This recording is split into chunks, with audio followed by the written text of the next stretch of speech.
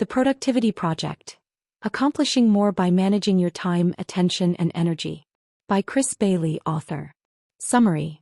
The Productivity Project recounts the lessons Chris Bailey learned over the course of a year running various productivity experiments to help you get more done in all areas of your life. I used to look for the perfect productivity system. When I first embarked on improving how I work, I thought I'd just have to find the one set of rules that works.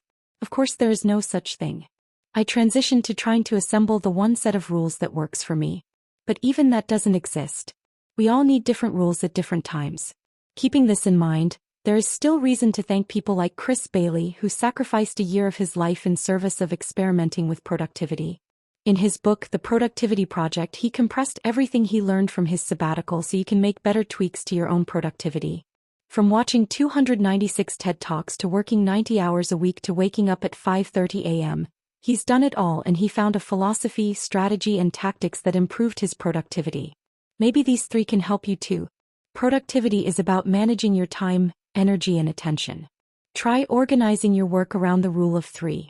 The 40-hour workweek has its rightful place. Our biggest human advantage is that we can simulate and learn from others without having to use trial and error.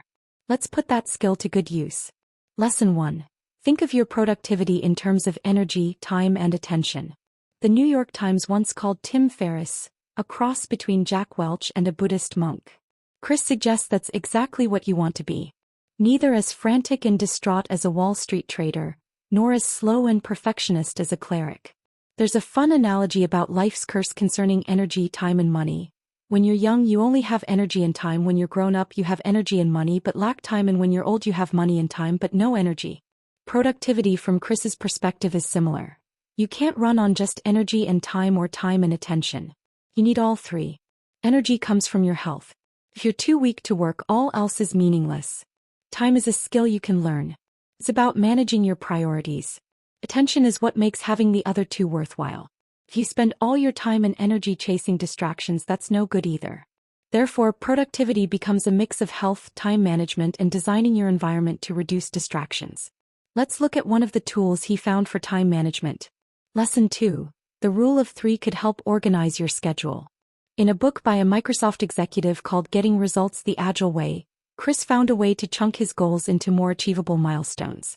It's called the Rule of 3 and prompts you to think in 3 time frames. What 3 things do you want to accomplish today?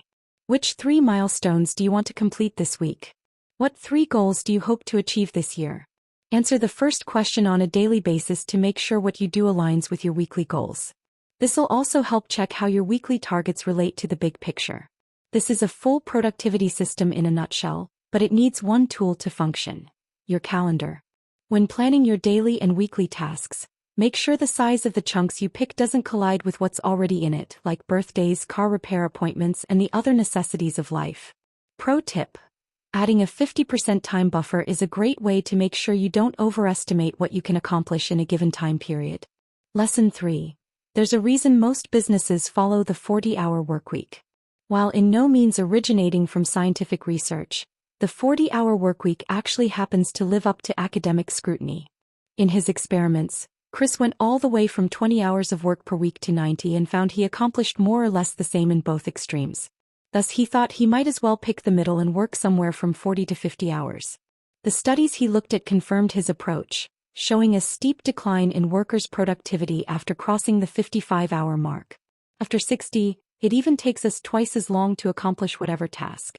Of course, you have to find your own rhythm here, but the gist is, neither extreme slacking nor a burnout work ethic will lead to much more accomplishments at work. So take it easy.